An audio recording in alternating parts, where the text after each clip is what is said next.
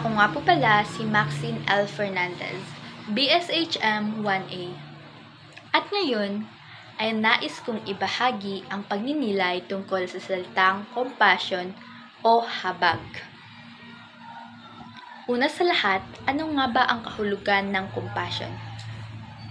Para sa akin, ang compassion ay isang malalim na damdamin ng pagkalinga, pag-unawa, at malasakit sa kapwa. Lalo na kapag sila ay nahihirapan, nasasaktan, o nangangailangan. Hindi ito basta awa lang. Ang tunay na compassion ay may kasamang aksyon. Hindi sapat na makita mong nahihirapan ang iba.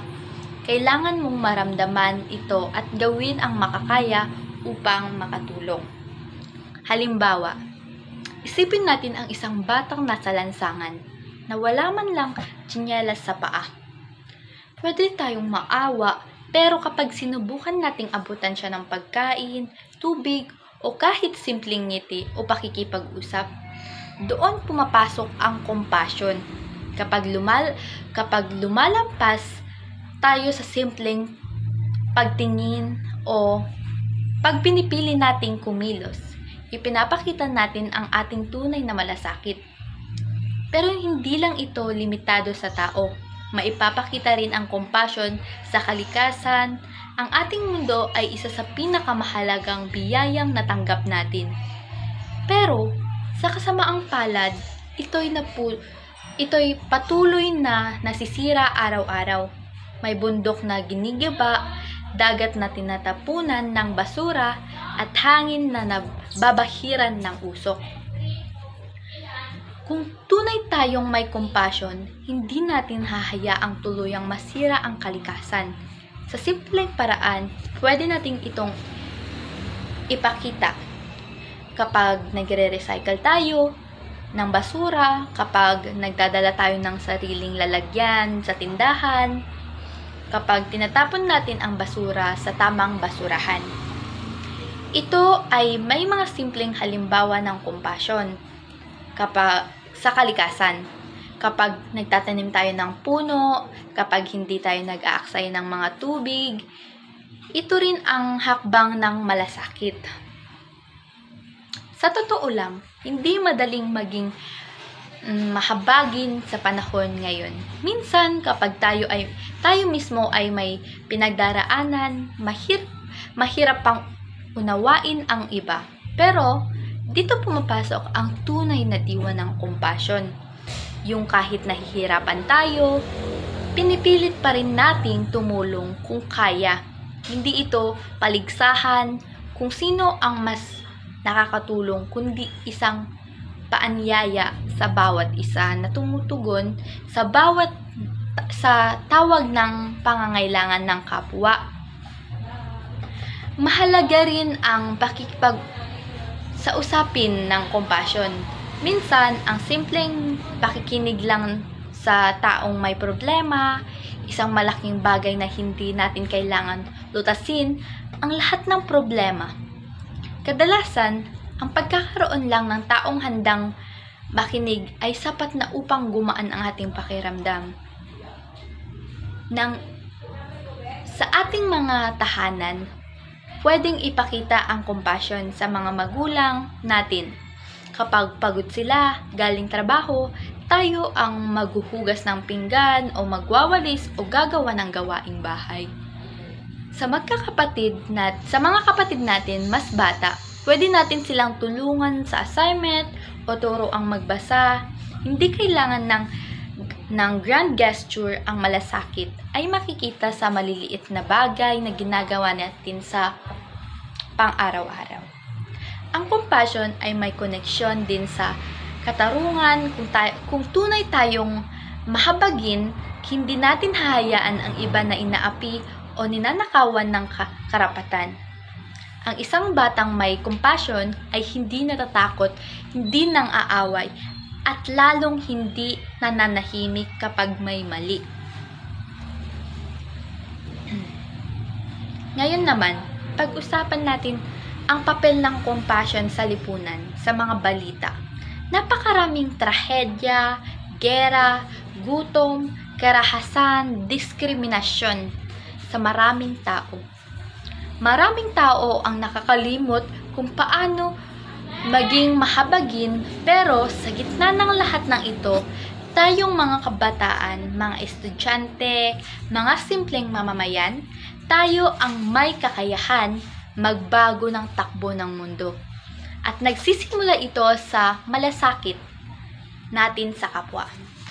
Halimbawa, kung may kaklase tayong hindi nakakaintindi ng lesson, huwag natin siyang pagtawanan. Sa halip, pwede natin siyang tulungan, pahiramin ng mga notes o sabayan sa pag-aaral. Kapag may kaibigan tayong malungkot, huwag nating baliwalahin. Pwede natin siyang kausapin, tanungin kung okay lang ba siya, o sabihing andito tayo para sa kanya.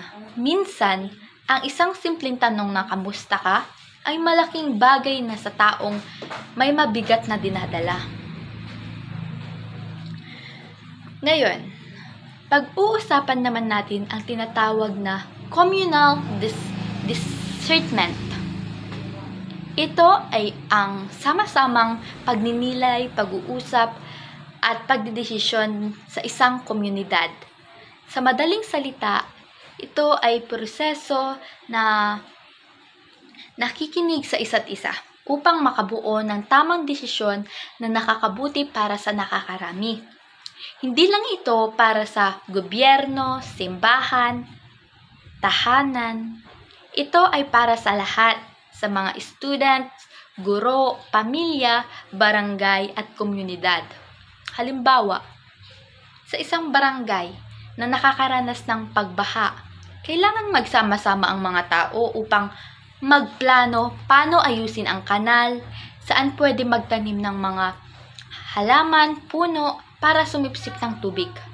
Paano maiiwasan ang pagtatapon ng basura sa estero. Lahat ng ito ay nangangailangan ng communal discernment. Hindi pwedeng isa lang ang magdedesisyon. Kailangan ng pagkakaisa, pakikinig at bukas na kalooban. At dito pumapasok muli ang compassion. Kapag tayo ay may malasakit, handa tayong makinig. Hindi lang tayo basta-basta nagdedesisyon para sa sarili. Tinitignan natin ang kapakanan ng iba. At sa ganitong paraan, unti-unti natin nabubuo ang isang mas mahabagin na komunidad.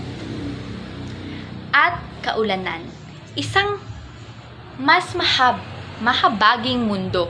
Mahalaga rin ang compassion sa edukasyon bilang isang estudyante.